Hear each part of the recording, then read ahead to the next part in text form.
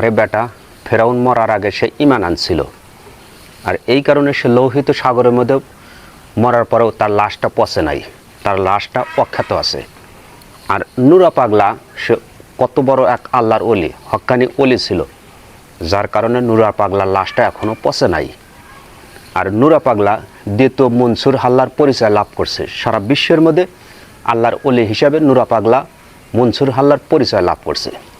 তা এই মানুষটার কোনো আত্মীয় স্বজন বা কেউ নাই। এই লোকটা মহিউদ্দিন মাইজ ভান্ডারী এক এক সময় এক এক কথা যে বলে, এই লোকটাকে থামানোর মতো কি দেশে কেউ নাই?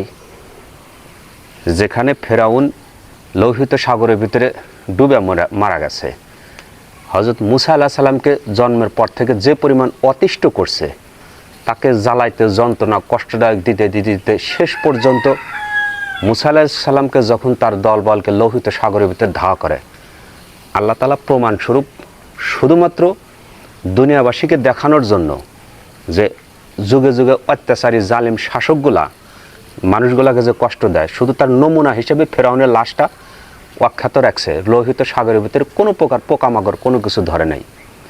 যেটা গবেষণা করতে গিয়ে বিখ্যাত মরিস বুখাইলি একজন গবেষণা করতে গিয়ে প্রমাণ পাইল, সে এক পর্যায়ে মুসলমান হয়ে গেল।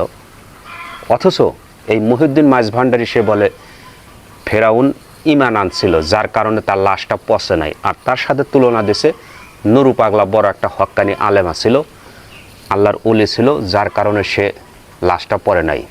দ্বিতীয় মনসুর হাল্লার পরিচয় সে বহন করছে। এই লোকটাকে থামানোর মতো কি দেশে কোনো লোক আছে? পাঁচ আটার কোনো সুযোগ নাই। এটা কাউকে তেল মারতে আসে নাই, তেলের দাম এমনি বেশি। মূল কথা হালাল তরিকার দলিলটা আগে দেখাই।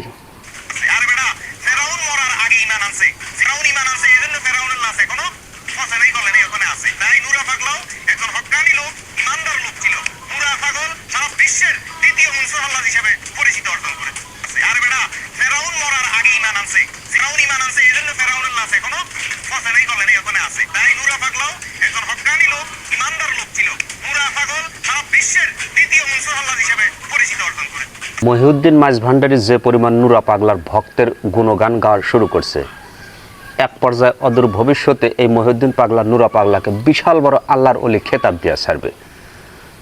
কোথায় ফেরাউন, কোথায় নুরা পাগলায়, একই কোয়ালিটির লোক। অথচ ফেরাউন সে খোদাই দাবি করছিল, নুরা পাগলা ইমাম মেহেদি দাবি করছে।